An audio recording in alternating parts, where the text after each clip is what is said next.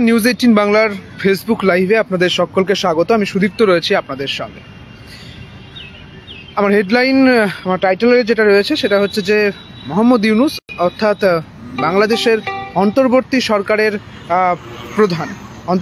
প্রধান উপদেষ্টা মোহাম্মদ ইউনূস তিনি যাচ্ছেন চীন সফরে, এবং এই চীন সফরে যাওয়া নিয়ে রাজনৈতিক মহলে, বিশ্ব রাজনৈতিক মহলেও বলা চলে একটা জল্পনা তৈরি হয়েছে। কেন চীন সফরে কেন যাচ্ছেন মোহাম্মদ ইউনূস? আপনারা জানেন যে চীনের সঙ্গে ভারতের সম্পর্ক এই মুহূর্তে যা দাঁড়িয়ে রয়েছে এবং বাংলাদেশের সঙ্গে ভারতের সম্পর্ক এই মুহূর্তে যা দাঁড়িয়ে রয়েছে, যেটা জানা গিয়েছে যে মোহাম্মদ ইউনূস প্রথমে ভারতে আসতে চেয়েছিলেন।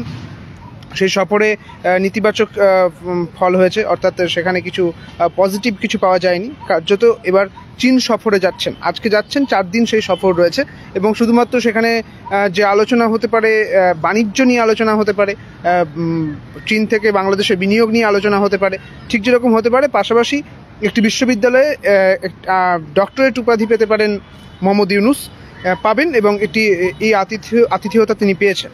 সেই কারণে চীন সফরে যাচ্ছেন এবং এই চীন সফর ঘিরে ইতিমধ্যেই একটা রাজনৈতিক চাপানোতর তৈরি হয়েছে, একটা রাজনৈতিক কৌতূহল তৈরি হয়েছে এবং এই চীন সফরকে ঠিক কতখানি তার সফল হবে এবং এই চীন সফর ঘিরে ভারতের সঙ্গে বাংলাদেশের সম্পর্ক আরও কতটা কঠিন হতে চলেছে, কারণ চীনের সঙ্গে বাংলাদেশের সম্পর্ক ঠিক কতটা আরও বেশি গাঢ় হতে চলেছে, সেই বিষয়গুলো কিন্তু উঠে আসছে।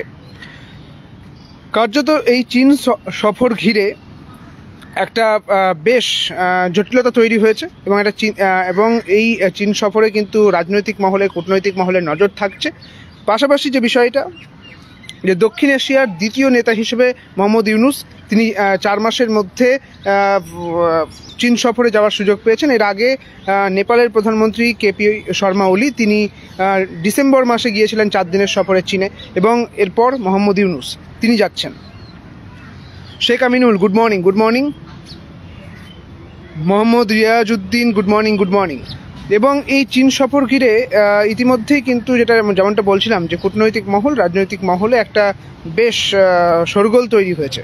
এই চীন সফরে মূলত কি হতে পারে? মূলত যে বিষয়টা হতে পারে যে চীনের সঙ্গে বাংলাদেশের সম্পর্ক আরও মজবুত হওয়ার দিকেই এগোবে এবং সম্ভবত চীনে বিনিয়োগের ক্ষেত্রে আপনারা জানেন যে ভারত সহ বিভিন্ন দেশ কিন্তু চীনের যে বিনিয়োগ সেই দিকটা কিন্তু নেতিবাচক কথায় উঠে আসে এবং এখানেই এই সুযোগটা কাজে লাগাতে পারে মোহাম্মদ ইউনূস।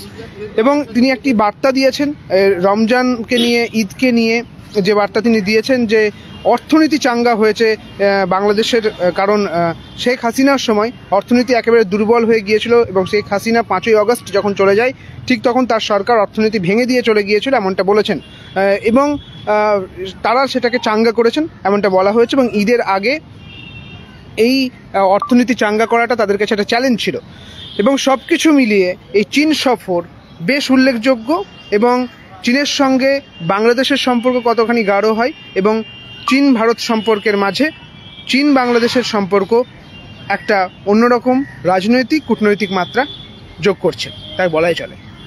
এখন দেখার ঠিক কী হয়। 4 দিন সফরে গিয়েছেন মোহাম্মদ ইউনূস, বাংলাদেশের অন্তর্বর্তী সরকারের প্রধান উপদেষ্টা।